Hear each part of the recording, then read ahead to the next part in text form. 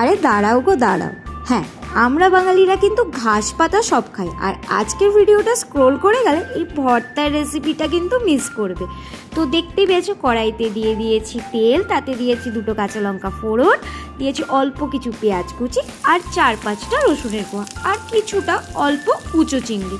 এরপরে ভালো করে এটাকে ভেজে নিলাম স্বাদ মতো নুন দিয়ে। আর এই যে আজকের ভর্তার প্রধান উপকরণ দেখে বুঝতেই পেরেছো, ঠিক ধরেছো, পুঁই ডাঁটা আর অল্প কিছু পুঁই পাতা। এটাকে ভালো করে ভেজে নিয়ে এরপরে আর কি দিয়ে দেবো মিক্সিতে।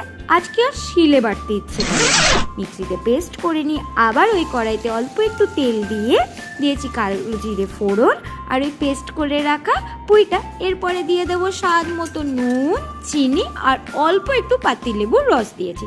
পরে যতক্ষণ না জলটা মজে আসছে ততক্ষণ পুঁইয়ের বাটাটাকে কষিয়ে নিয়েছি। এরপরে তৈরি হয়ে গেল আমাদের সুস্বাদু পুঁই ভর্তা।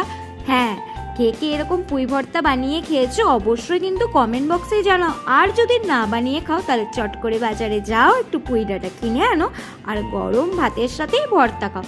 পুঁই পাতার ভর্তা অনেকেই খেয়েছি, কিন্তু পুঁই ডাঁটার ভর্তা কেউ খায়নি। হঠাৎ করে আমার মাথাতে এলো। আর কেমন লাগলো কমেন্টে কিন্তু জানিও।